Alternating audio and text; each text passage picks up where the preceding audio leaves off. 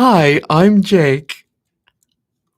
I make really weird character builds, and I've had questions about my character builds and how strange I am.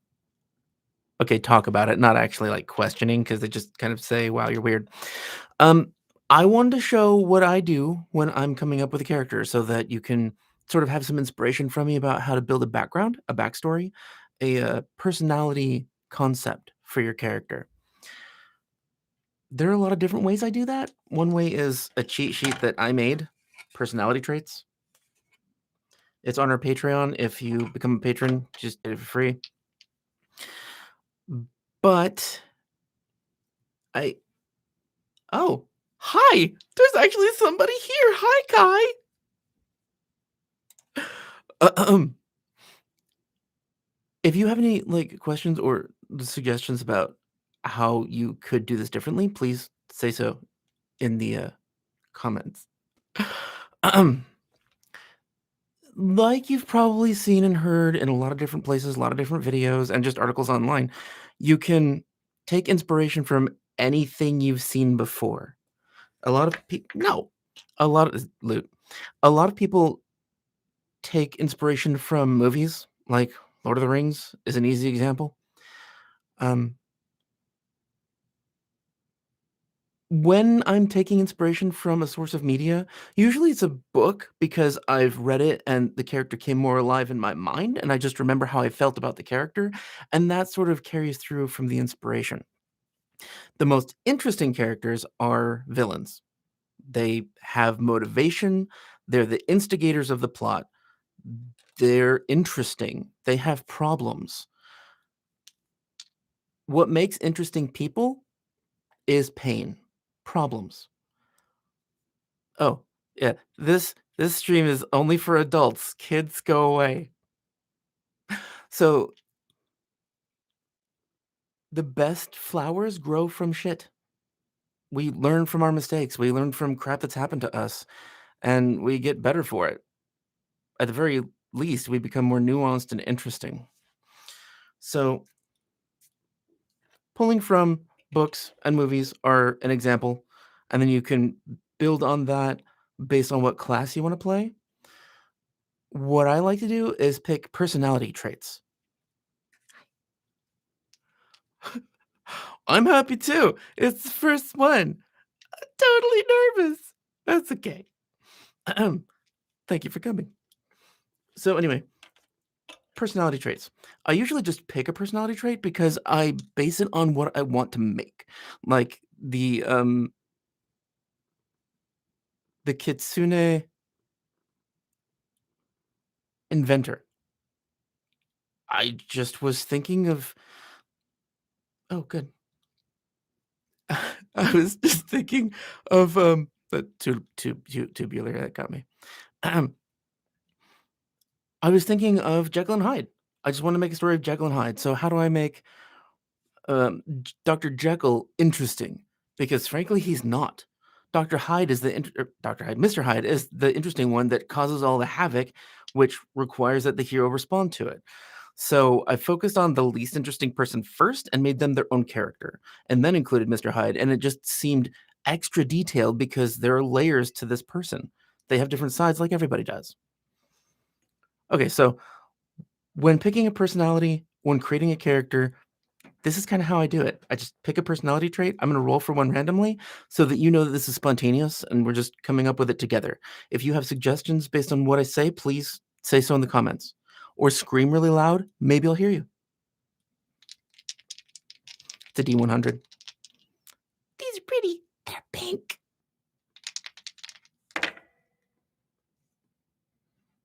And hard to read. 52. What is 52? Jibber jabber. It's a babble mouth. 52. Now I have an expanded definition of all of these attached to the roll chart. You tend to ramble at length about everything you think, or you argue your point so rapidly and you confuse your opponent with so much doublespeak that they have no idea what they even meant to say anymore. When it's time to bed down for the night, you chatter about everything that you saw and everything that anyone said. You usually get yelled at to shut up. Your friends better hope that you're not a an ancestry, in this case, that doesn't need sleep. Also, you're annoying. So why would somebody be a jibber jabber? Why would they talk so much? The best way to learn anything is to ask why. So if I were to just babble incessantly, it might be because I'm nervous. And I might be nervous because I don't trust anyone. And that might be because of something that happened in my past. Or I might jibber jabber endlessly because I want attention. And if that's the case, there can be a whole slew of reasons you might want that. So let's say that you rolled this result, jibber jabber, you just babble. And I do it because I want attention. Why do I need attention? Usually is from some sort of flaw that the attention is feeding. So maybe I feel lonely. Maybe I think that if I'm constantly talking, people have to pay attention, so they have to stay near me. What kind of personality would this breed?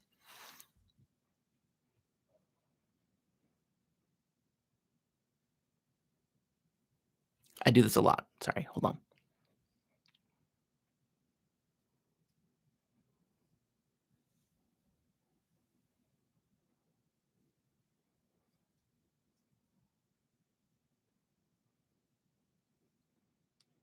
Okay.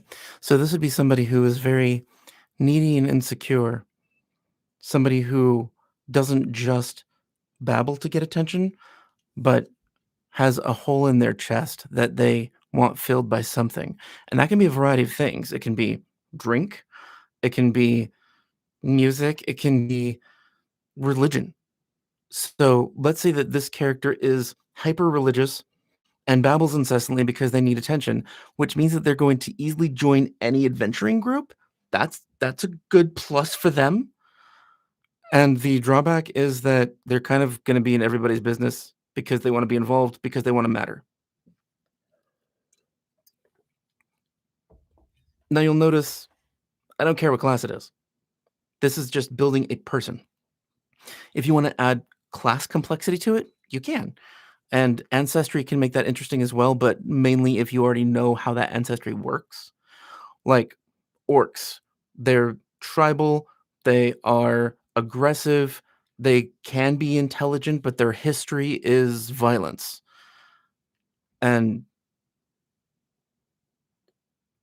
if you add that in, you might get a comedic character who's like a somebody who thunks people over on the head, kidnaps them, ties them up, and just talks to them like a serial kidnapper who's just lonely. That's an interesting villain, actually. And it could be any class too. Just because one aspect of a personality fits a class doesn't mean you have to pick a class that fits that personality. In fact, it's more interesting if you pick a class that doesn't fit it. Like this person who wants attention, yes, you could say that they're a bard, but that's sort of implied in wanting attention, somebody who performs. That's a very clear line. I would probably do something that is like a druid or something that doesn't make sense to me at first blush. So, like, the druid wants attention because they have had so much time with animals that they've begun to lose themselves, and they don't even know what they've lost yet.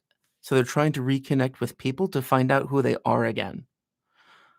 They take all the lessons from the wild back into civilization, and they're sort of this, like, wild animal who overreacts to things, but also somebody who's trying to recall what they care about people. So it could be this interesting, like, give and take. Like, they want all the attention they can get, but they're trying to be caring to people because they've seen that that's what people like, and they're trying to understand if that's what they like as well, and maybe that builds a completely different side of them. Okay, so that's one role. Let's try a different one. I fucked that up.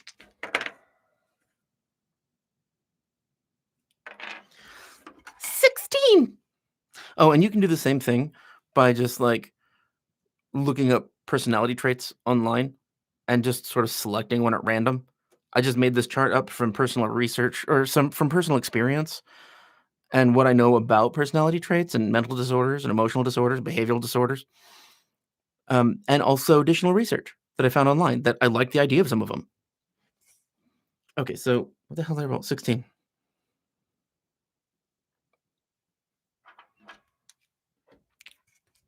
Self-soothing.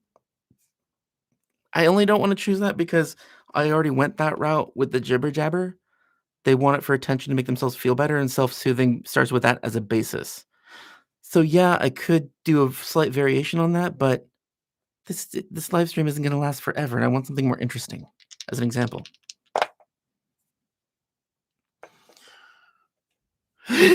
4, too damned cheerful. Let's read Too Damned Cheerful. This is fun. You skip while you walk, chatter constantly about how wonderful things are, and otherwise generally irritate people with how happy you seem. Every day is a new adventure for you. This could be because you have a big heart or an empty brain.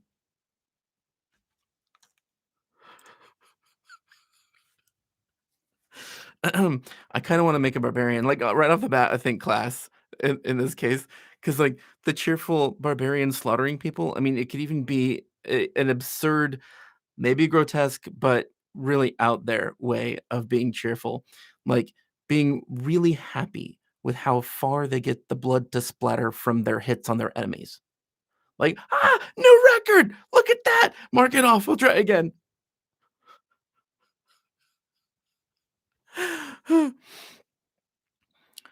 Or it could be someone who is cheerful at something completely inappropriate, but well, that was obviously inappropriate too. But something that people wouldn't be happy about ever, like something that would actually hurt them or be negative about. When I was growing up, my cousin, he's basically my brother because I grew up with him. He laughed his ass off whenever he was physically uncomfortable or in pain. Just giggled incessantly. I didn't know he was in pain because he just laughed. So, like, you could have that kind of quirk. Another thing is taking people that you know really well and putting them in your game, even in just different pieces. Like, I made a character based on a family member, and I made I forget what it's called when you switch letters around in their name. Anyway, I did that with their name, Terranch Erod, and they were this evil, controlling drow, I think. Yeah, enchanter who had a party of scions. It doesn't matter. It doesn't matter. Anyway, where was I? Cheerful. Oh, why would you be too damn cheerful? Well, sometimes it's just because you don't know any better.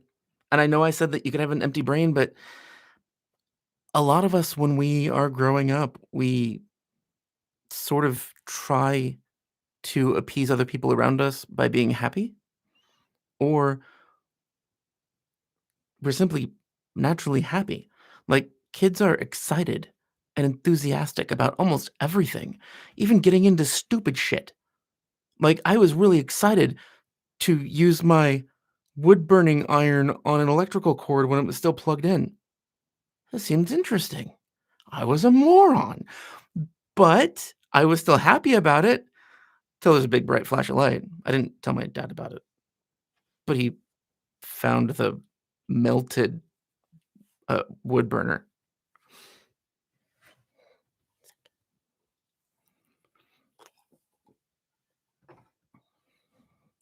Corn syrup helps speech.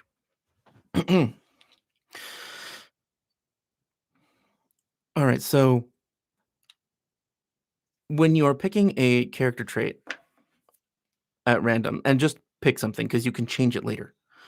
When you pick a character trait, you have a couple of choices. One, go directly with that character trait. What would cause somebody to be encouraged to do that?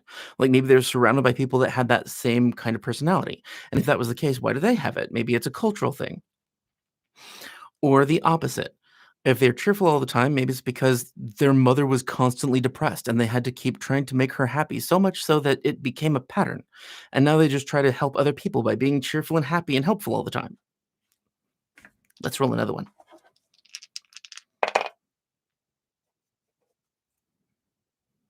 What the hell does that say? 70. 77.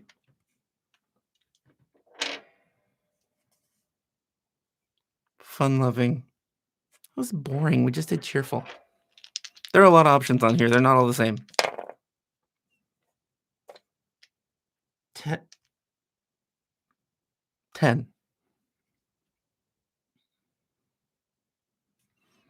Boring. Because it's similar to what I just said. 56. Thrill Seeker. Okay.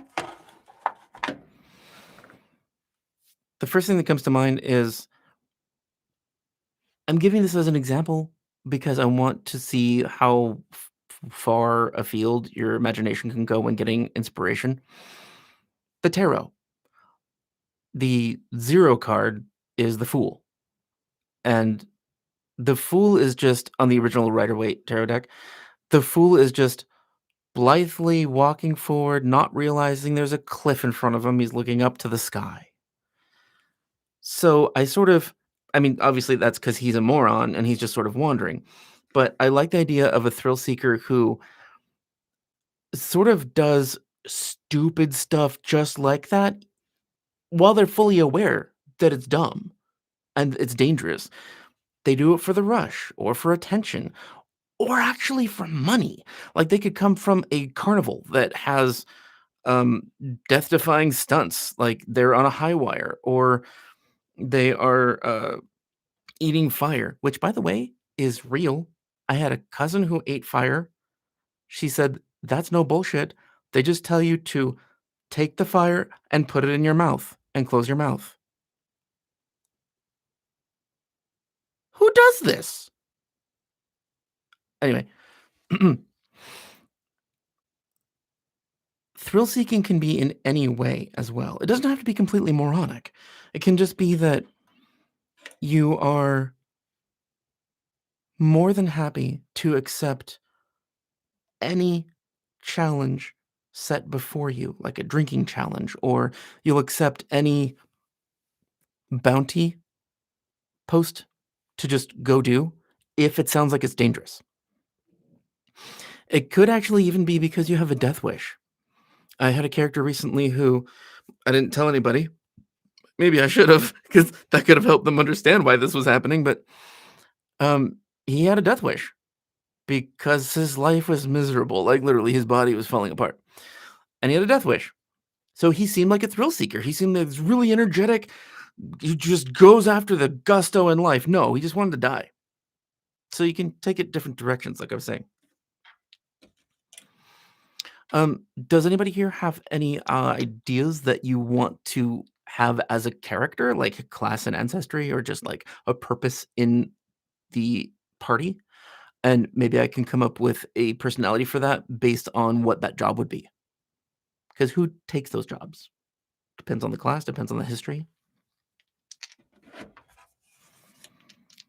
I'm gonna be doing this for another 10-ish minutes, so 30 minutes. It's a short one. It's my first one. I don't know.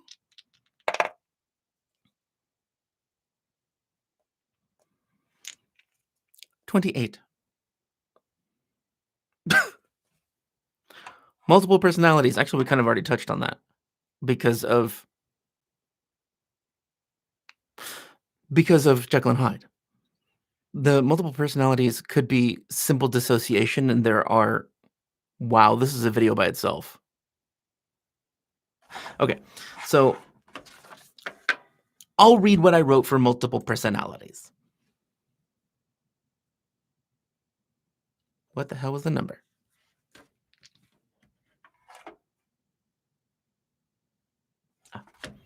28.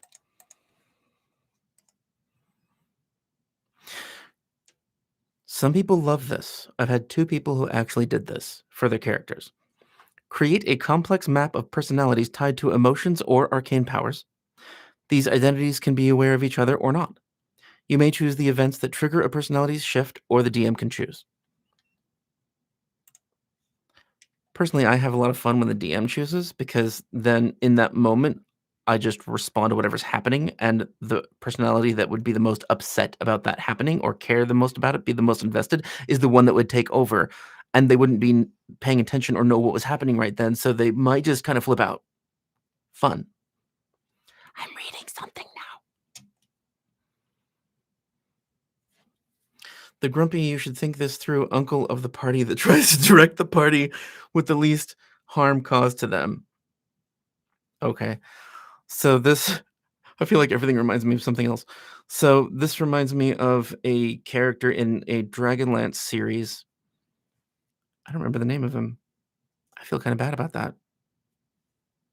He's the dwarf who is like grandpappy over the party. It doesn't matter. Was it Flint Ironforge? I think that might have been it. Anyway, so he was controlling and dominant about the party and always trying to keep them from getting themselves hurt or trying to guide the actions of those that they thought were less wise or foolish so that they didn't get into harm's way. It actually all came from a source of insecurity. He didn't think he had enough to offer the group, that everybody was more magically inclined or smarter or more powerful or just younger, so had more energy. He was quite old. And so he doubted himself a lot. And he covered that with anger because we often cover pain or fear with anger. And that makes sense. So if anybody questioned what he was saying, he'd be angry and yell at them. But really, it was from insecurity. And maybe if he got drunk and talked to people while he was willing to open up, softened with liquor, then he would display this side to himself. But if that happened while he was inebriated, he probably would have been upset that that person might talk about it later and then be more paranoid and maybe set up adventures to just go off with that person or have time to talk to them or threaten them or be extra gruff and angry. People that are grumpy, especially if somebody is grumpy, and you should think this through, uncle of the group, whether they're controlling or not.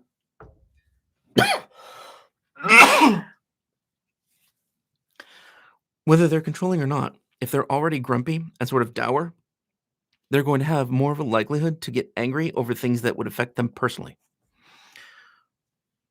Because that's the face they're choosing to show the world. So grumpy and angry is what they want people to know, and why would that be? They're probably protecting themselves or hiding something, or they think that they won't be safe if they're not angry and, like, threatening everybody. Did that work?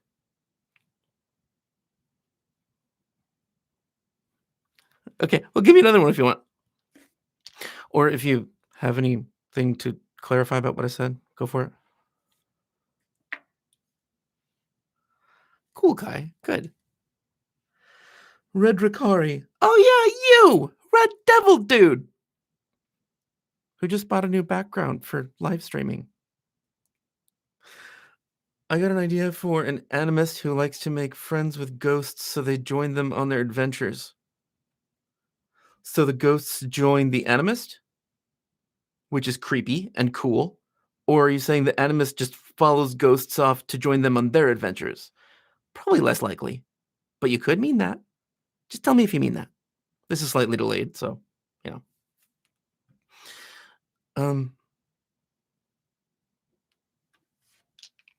So would the animist I have so many questions. They join the animist. Okay, cool. Thank you. I always ask why and how. So, like, if the animist is wanting to take the ghosts with them, why do they want to? Is it because they feel pity for the ghosts and they want them to have life experiences because they're stuck here anyway and they can't pass on for some reason? So may as well give them something interesting and fun to do? Then they might be trying to be the life of the undead party and trying to entertain the ghosts. Like they could even play music in the dead of night because there's a ghost with them that just, well, they were sad. I kind of like that dynamic because then they'd be showing things to the party that the party can't see, which is giving another side to the animist. There are a lot of different ways you could go with this too. So, like, And the animist could even, sadly, magically bind ghosts to themselves because they feel like they need the protection. Like maybe they grew up as orphans or lost family from death. Their family died as they grow up, and so they feel a huge loss from not having family by them. And so they try to convince, cajole, and then eventually magically bind, which is immoral, as many ghosts as they're able to reach to themselves to follow them. They might even be twistedly thinking that they're doing the ghosts a favor because I'm your friend forever. Even after I die, I'll follow you through the great beyond.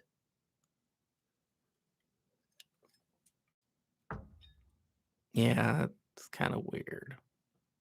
But it could happen.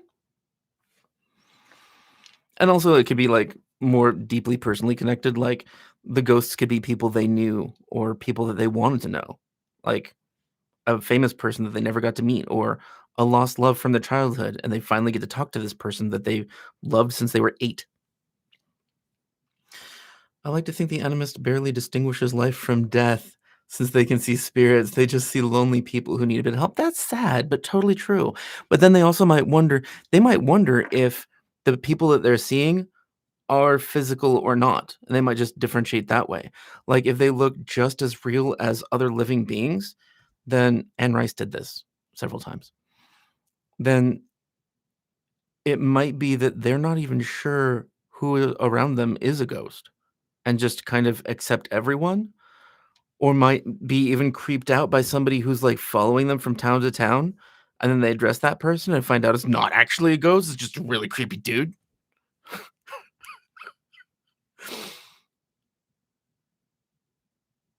I like that. Somebody who's just like, I keep shaking the camera, I'm sorry. Somebody who's just like reaching out to other people no matter who they are.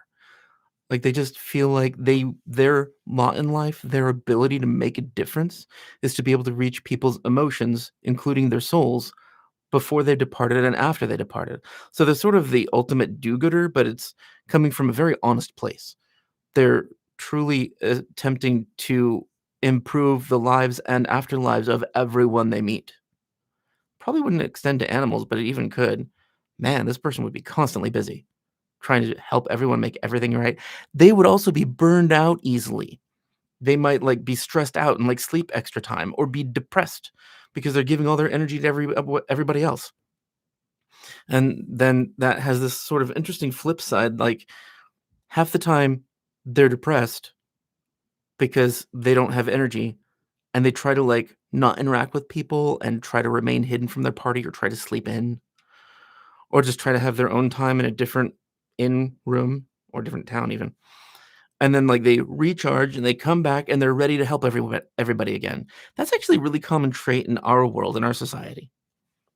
Interesting, though. I like your ideas. Not just Red Devil, but Kai. Yes, Kai. Thank you. Red Ricari. I gotta ask, what does Red Ricari mean? Does it mean Red Devil in a different language or something? Because it seems really similar. Do they relate? I guess I could ask you this another time. Whatever, I'm curious.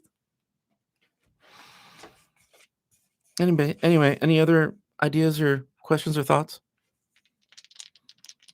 I'm gonna roll again because some of these are fun and I haven't rolled them.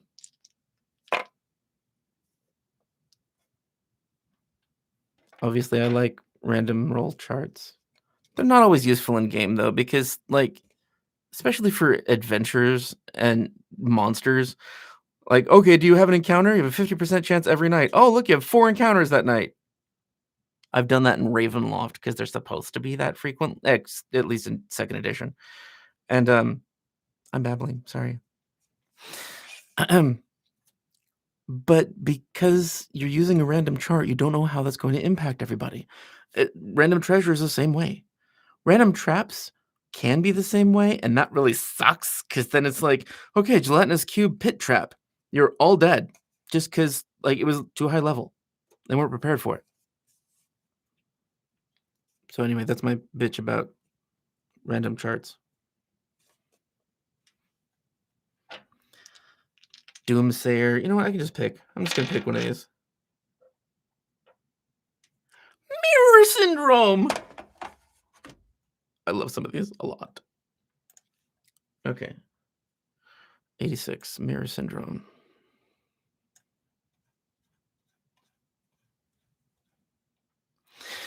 You have no sense of self, no true identity. This is likely due to brain damage, but may have been a birth defect and you've had it all your life. In order to compensate for this lack of self-awareness, your brain has done the next best thing, made you believe that you are the same person as someone nearby. This could be anyone, but usually tends to be the person with the most dominant personality in the area. You know that you are that person, and if it's pointed out to you that you are imitating them, you will think they are crazy or are actually impersonating you.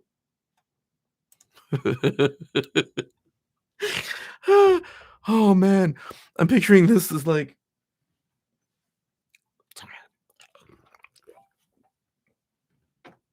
I'm picturing this as like the party is meeting with the baron or the princess, and this person starts acting like the baron and starts giving orders to the party. This would always cause disruption, but it would be fun, at least for that character, and interesting for the DM to have to roleplay the NPCs in response to that.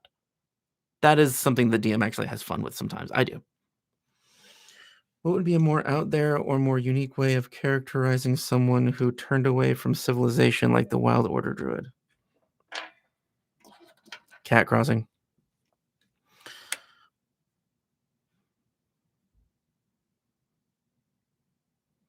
I guess I could think of a few of them. I just gotta say them, so I might babble a bit about this. Don't mess with anything. He sometimes knocks stuff off the counter or shelf. So, oh my god, move! I can't read the screen.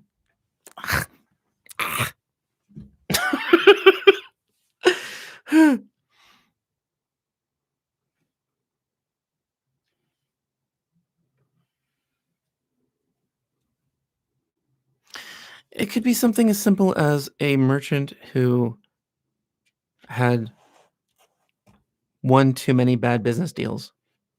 And, dude, come on, man. Lay down. Like a merchant who had one too many bad business deals. And their mind is in, well, their history, their knowledge is in um, illegal agreements and smuggling and money of all sorts. So they can function in society, but they absolutely hate society. They might even hate people that come from it because they represent to them loss, pain, grief, even just unending stress. I mean, I can even picture an accountant just getting burned out and leaving for the woods. Like, think of what people do today. The people that want to go live off grid or have a little cottage somewhere. What what triggers that behavior? What encourages that? What could have happened that was terrible for those people in their lives that would happen? Okay, so it's a completely different bent.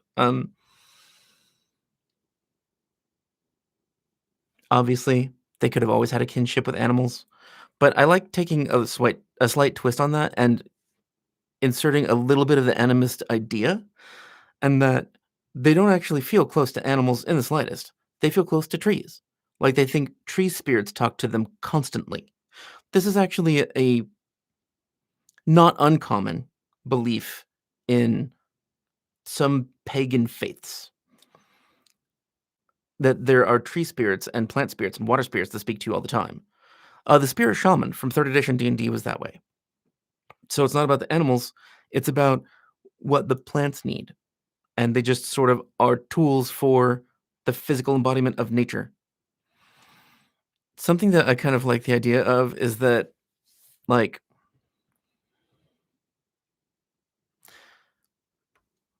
some sort of shapeshifter or mimic or whatever. They got stuck in their form from trying to steal from a wizard. And so they were stuck in that personality, in that shape forever. and it is completely alien and foreign to them to function like a biped humanoid because they could, in the past, take whatever form they want. But somehow they're this thing now that they don't understand. And so they may not relate to the wild either, but they have a lot of reminders of what they lost when they meet new people. Like, I could have been that person. I wanted those experiences. I can't have those anymore. So they don't like hate the people. They hate what they represent and they hate the person's experiences. They might even take a weird route and start learning how to enchant people to learn what they learn, to experience their lives. I guess I could see this as some sort of mastermind evil person who just like collects people to learn from them or suck their brain juice, whatever. But you can take that as a druid if you wanted to. Somebody who is not naturally of civilization anymore. Like the shapeshifter, a doppelganger, would have been part of civilization and wanted to fit in anywhere, and now doesn't fit in anywhere. So their only option is to go where nobody is. So they don't actually feel close to nature. They just feel apart from everything else. That's weird.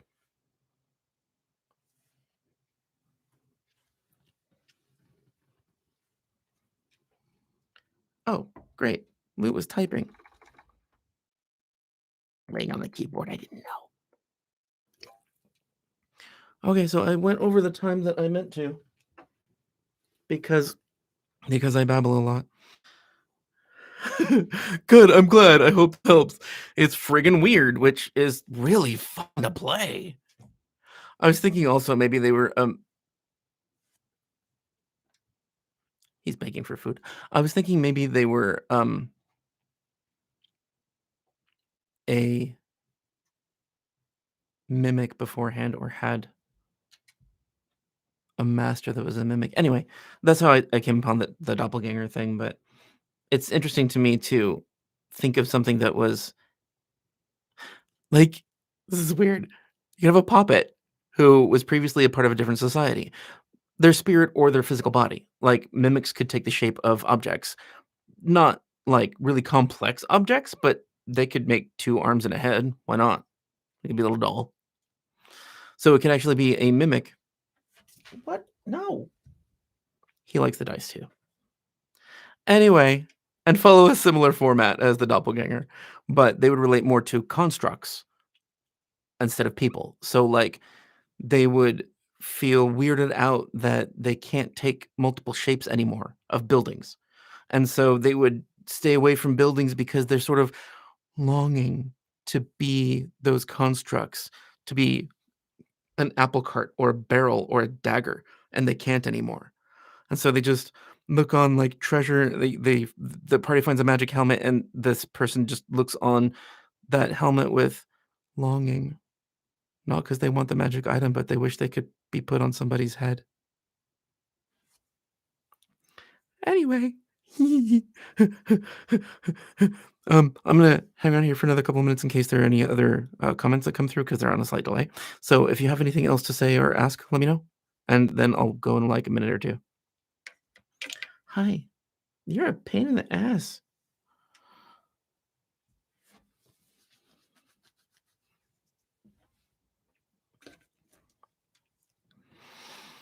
By the way, if any of you have not played Pirate Borg, it's really fun.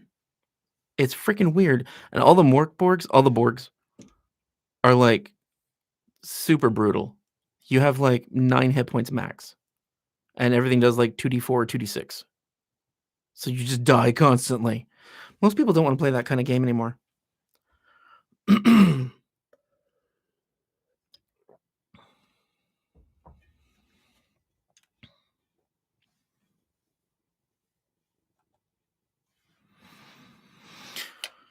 Okay, if you guys add comments to this later, I'll still respond to them because I'm gonna keep checking on them. But I'm gonna go off and do. Well, I have things to do, like chores. Thank you for joining me. This has been fun and not nearly as scary as I thought it would be. Thank you for making this easy on me. Okay, I love you. Bye bye.